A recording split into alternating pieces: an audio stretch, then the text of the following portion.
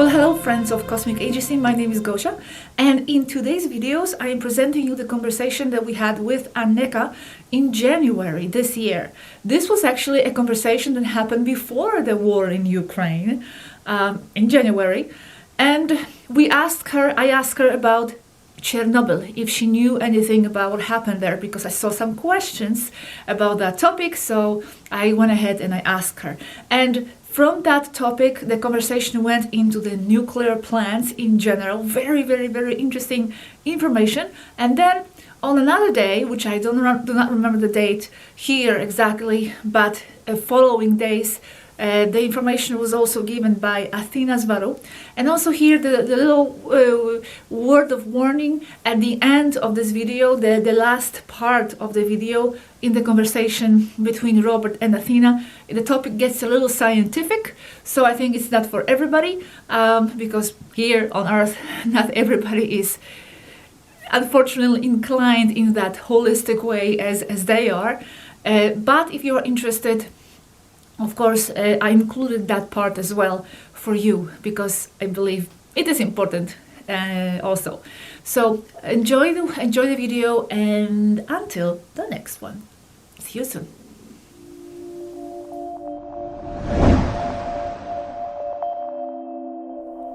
Originally in Spanish, January 12, 2022. Aneeka, quick question. Do you know what really happened in Chernobyl? Is there something curious there? Secrets to be revealed there? Yes, it's complicated, but it is part of the terraforming agenda. The incident was provoked, also to destroy an energy node. Nuclear plants are built on ley lines, and to attack with radiation the Ukrainian and southern Russian population, because they were awakening a lot, as there is a lot of ET material in their genetics. Also, to attack with radiation the remnants of an ancient Tibetan base in Crimea near Yalta. It is still there underground, with its pyramid and all, but it is a militarized zone. It connects underground with Mount Busigi, among other places. Did they manage to destroy the energy node? What are the consequences for Gaia? Many consequences. It is shutting down a chakra, limiting the flow to avoid an awakening or raising the frequency. The same goes for Fukushima. It keeps the Earth frequency of the matrix in general low. Part of the agendas, and they are all connected, even with the vaccines. But terraforming, what agenda is that? The deterioration of the Earth, so that it is no longer compatible with humans as we know them today, and is more compatible with lower astral beings, those who constantly try to enter what could be called the physical world, always looking for how. Amalgamate the life frequency of the average human with that of the regressive egregor entities. This has been seen for centuries with the so-called diabolical possessions, where an egregor entity attempts to operate or function in the so-called physical world, using an organic portal that is a person with the same frequency, or compatible, or weak that can be invaded. Wow, fascinating. And what other actions are implemented in this program to terraform the planet? Increase radiation in general, electromagnetic with a 4G and 5G, and with all the electromagnetic soup you know, plus the dispersion of ionizing radiation materials from nuclear plants. Let me remind you that they are not for producing electrical energy. They consume it. They do not produce it. It just looks this way. They have an energy recirculation node to make the technicians believe that they produce electrical energy. Their function is to control the frequency of the earth nodes as an attempt to lower your spiritual development. Attempt to control the earth. That's why they're placed on ley lines. They are Terra transformer plants. They produce radiation in low frequencies and are of scalar consequences. That is to say that they transcend densities as they are known by humans. They transcend them because there are no densities. They have an energy recirculation node. What is that? Can you expand a little more on that? Thank you. That is to say that a nuclear plant will receive power from the country's electrical grid, and then the surplus is passed through its systems and back to the grid. That which goes back is what is considered as what the nuclear plant produces. It does not produce it. It does not produce anything. It only returns what it does not need. And the humans go with a pretense that they produce energy. And even the nuclear technicians believe it. The technical managers with rank in each plant know that they cause energy deficit. They do not produce anything, but they keep quiet about it because it is not politically correct for the population to know. Because they are Terra transformer plants. They are not electric power plants. A healthy nuclear plant spills ionizing radioactive material to its surroundings. This is by design. That is what it is for. It is not a mistake, as others say. Fukushima the same. Just that healthy operating nuclear plants release ionizing materials in a gradual way, controlled by them, by design, and they release Chernobyl and Fukushima with an explosion by intentional sabotage. I know very well they explain why it was an accident, but again, they don't tell you the truth. And it is very convenient because they say that there's a lot of radiation, and there is there. And with that, they keep the investigators away. That's why there are so many UFO sightings near nuclear power plants, because they are energy nodes? Because they observe and study them, not because they take energy from them. No UFO needs energy neither from the sun, nor from power grids, nor from thunderstorms, nor from water or volcanoes. That is a human lie, a UFO theory without knowledge. All interstellar races use zero-point energy in one way or another. So the radiation that was dispersed in the area caused damage to the population. I remember when that happened.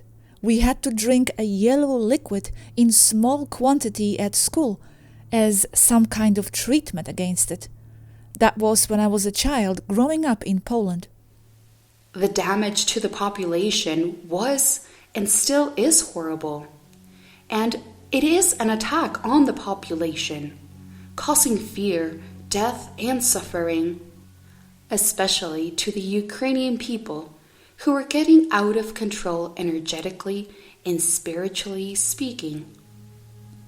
Do you know what that yellow liquid was that we drank? special enriched iodine. And did it really help with anything? Yes, it helps, especially for the thyroid, which is the organ that receives the most negative impact from ionizing radiation. And it also absorbs some of the radiation from the cells. Okay, thank goodness then. I thought it was just another excuse to put in more poison into people. And did that work for them in Ukraine? Have the citizens regressed in their awakening? Yes, the awakening they had in 1986 is not so obvious. It is subtle, but they know it by activation of terrestrial nodes. They had to turn that one off. I understand. Fascinating. So, all nuclear plants have this function? All or almost all of them of the civilian use. The ones for military use do produce energy, but on a small scale, like to power an aircraft carrier or a submarine. You said it is subtle, but they know it by activation of terrestrial nodes. How? The Earth is a living organism. Its chakras, or energy nodes that run through the ley lines, are activated as it receives more energy from the Earth system itself. Some turn off, others turn on, as with any living conscious organism. This node was activating a lot. It had to be stopped to prevent the Earth from ascending, so to speak. Okay. And do you know who exactly caused this explosion there? Yes, where did the order come from? I can't say names because I don't have them, but it did come from the Nuclear Regulation Department of the UN, and from there, from the Cabal. Okay. And one thing. Now this plant is closed, so they blew it up and shut it down? It's no longer of use to them, but it's still on the node. Chernobyl, yes, and Pripyat, the nearby town, is still abandoned and contaminated. It still controls the node as a point of constant nuclear contamination. But the node is still working, I guess. Shut down, damaged. The explosion shut it down? The nuclear contamination lowered its energy frequency. But it will come back on eventually? In a long time. They say 50,000 years. Average of the strontium decay present there. And why aren't they exploding other nodes on Earth? They are controlling them with nuclear plants. No need to explode them. Only if the energy of the place rises too high, they would explode them, as with Chernobyl and Fukushima. All these affected animals. There are mutations and monsters there. That's why they will always depend on nuclear energy. It serves them as a perfect excuse. Something that, if free and clean energy was released, they would not be able to do. That's right, Robert. Nuclear energy is another lie. Only considering risk versus product.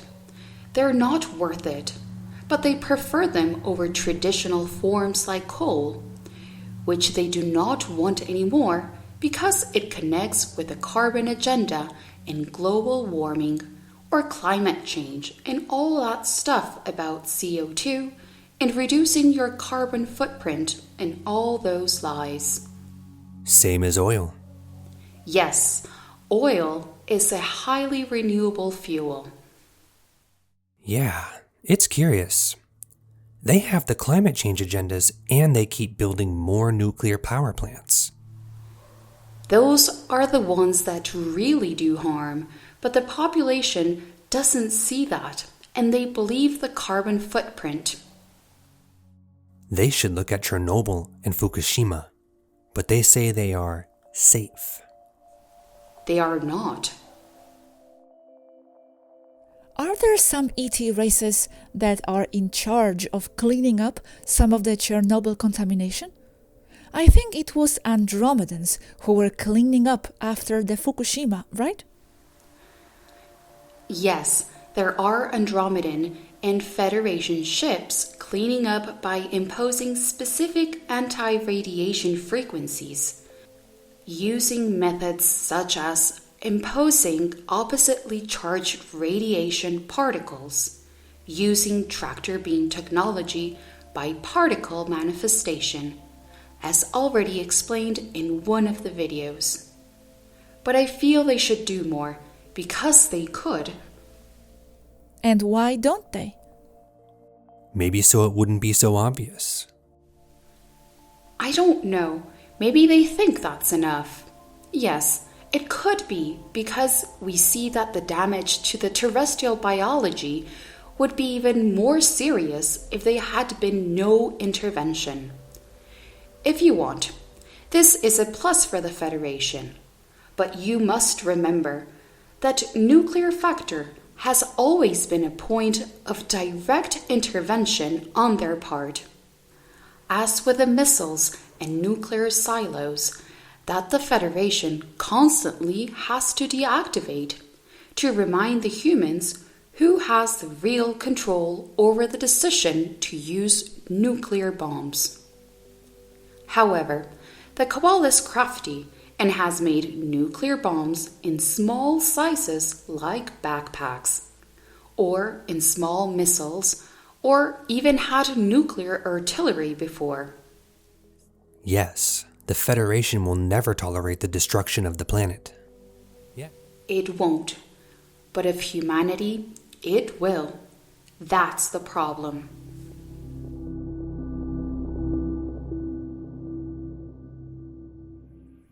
Another day.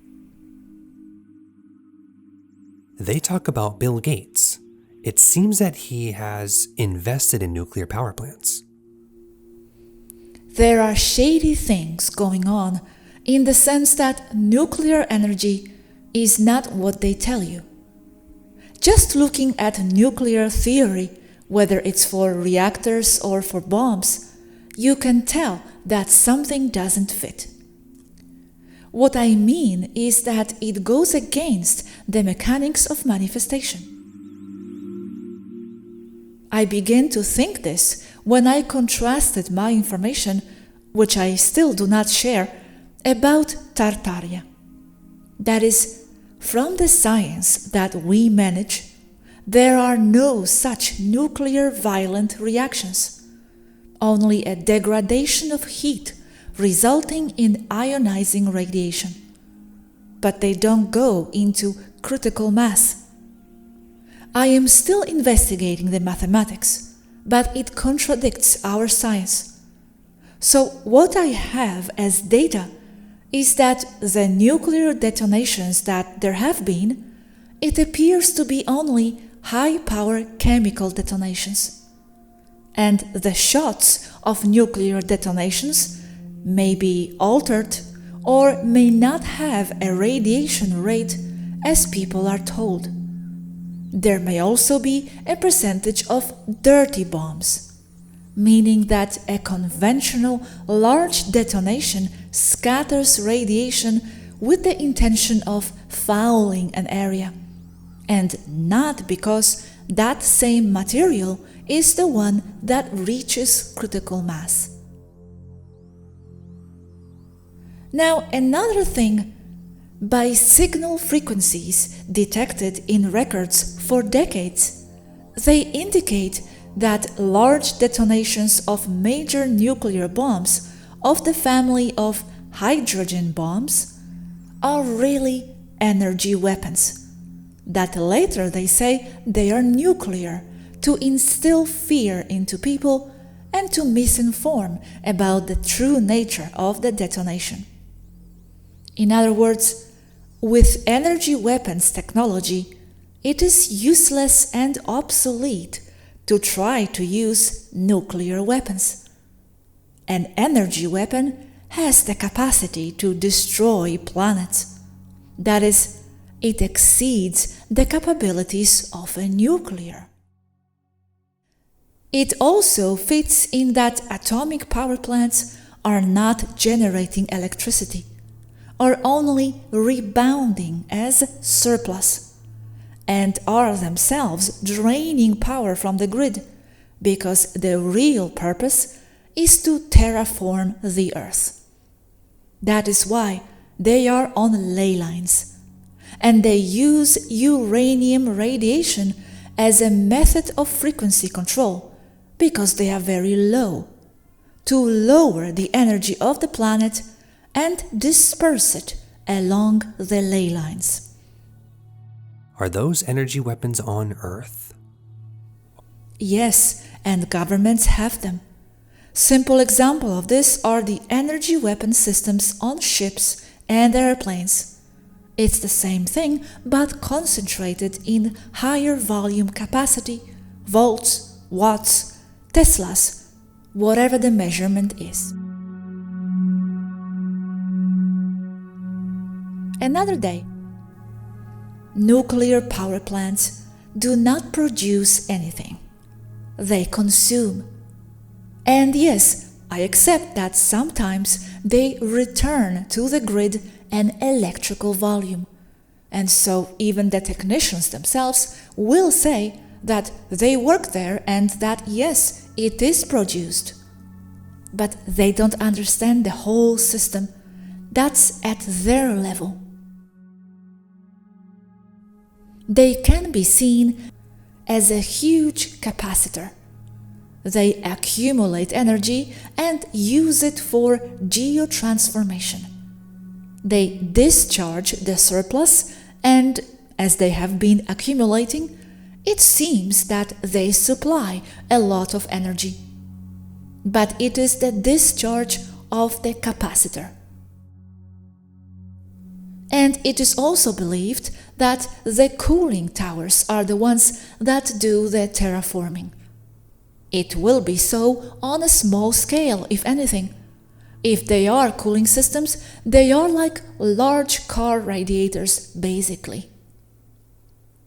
The way nuclear power plants terraform the Earth is by imposing very low frequencies of radioactive isotopes, especially uranium-238, which degrades into plutonium of military use. Another use for nuclear power plants is to supply processed material for weapons. Imposition of low frequencies by ionizing radioactive materials over energetic nodes of the Earth, using the transmission of vibrational energy through the system of the Earth itself, as all nodes are connected. They are frequency modulators, voltage regulators filled with capacitors to regulate the 3D frequency. It's these, right? Cooling towers, yes. The radiation heats the water that turns into steam that moves turbines to generate electricity, and then that steam and water is cooled, passing through those towers to be recirculated again. So, looking at a nuclear electric plant, you don't see anything unusual. It just generates electricity as it appears to the naked eye. But that is the excuse or camouflage. The production is little, and the system is very complicated, recirculating highly radioactive materials in the water that cools the system by transmission of materials or tunnel effect, lowering the frequency of the water. By tunnel effect, I mean the principle that moves an interferometer. The water passes through without touching the radioactive material, cooling the core, but low-frequency properties permeate the water, which then passes through the towers and the rest of the system, lowering the existential frequency of the area. And as they are over ley line nodes, they lower the frequency of the whole Earth. Water can be programmed. This is already known. They use this, they exploit this principle among others. But the water is contaminated, and then it escapes, even if it is as steam on top of these cooling towers. The water changes from H2O to H100O120, or with higher numbers, becoming basically heavy water. Exact formula to represent heavy water, D2O. The D stands for deuterium oxide. Thanks. But is that formula in the periodic table or is that new, deuterium oxide? I have never heard of it. It is not in the periodic table because it is a compound and only elements appear in the table. It is a formula, the famous deuterium bomb that the Nazis were trying to produce was based on heavy water. It is the same thing. When elements are combined in specific ways, they are given other names, but it is still the same. Analyzing this, you can see that my formula H100O120 is not so wrong. It just means a high number of neutrons and protons in the same points where there would be the ones that form water. Just a lot of them. Since the numbers after hydrogen H and oxygen O are random and not exact in my formula, just meaning many.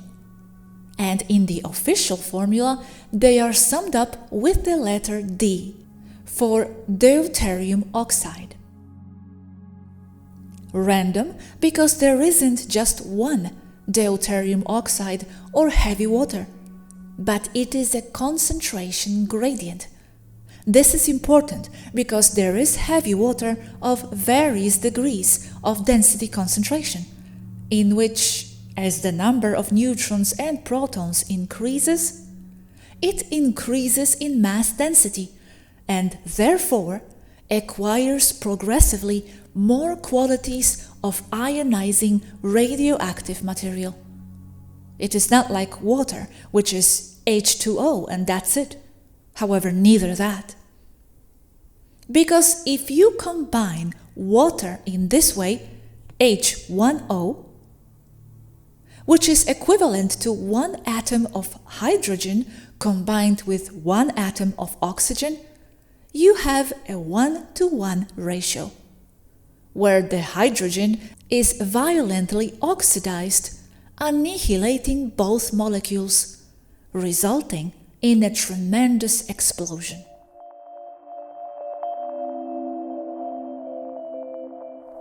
Liquid-type rocket fuel. The solid one based on aluminium oxide would be missing, and it is water only. Although I should clarify that in that GIF image, the propellants are using aluminium trioxide and not hydrogen and oxygen. The propellants are solid fuel in that rocket. In this one, they are liquid fuel, oxygen and hydrogen. Not all rockets work the same way.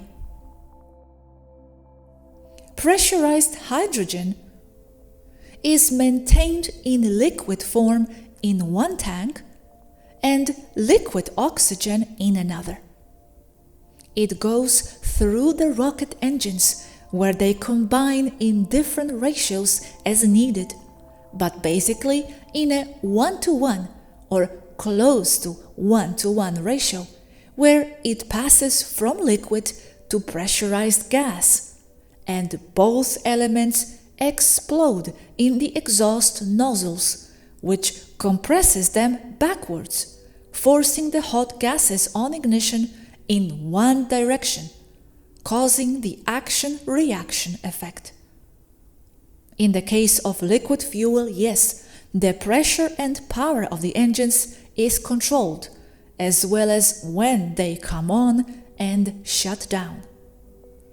In the case of solid fuel rockets, such as those with reusable propellants, like those in the first GIF above, or like those used on the space shuttle, once ignited, the aluminium trioxide cannot be shut down in any way until that fuel is exhausted. Nor can the power output be modulated. It gives all until it runs out. Here you can see the simplified components of a liquid fuel rocket, where the fuel is the pressurized liquid hydrogen and the oxidizer is the liquid oxygen. Luckily, it's not manned.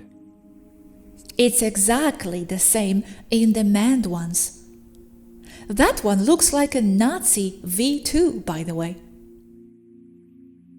And if you combine the water in this way, H2O2, you will have hydrogen peroxide. Literal translation, oxygenated water. Healing material. And all of that is still water. In the picture above, they are using ethanol as fuel. They are variants, attempts to lower the dangerousness of the system, but at the cost of net thrust per pound of dead weight of the rocket. Safer but slower?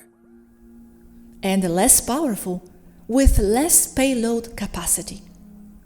Note that they combined alcohol with water to lower its volatility.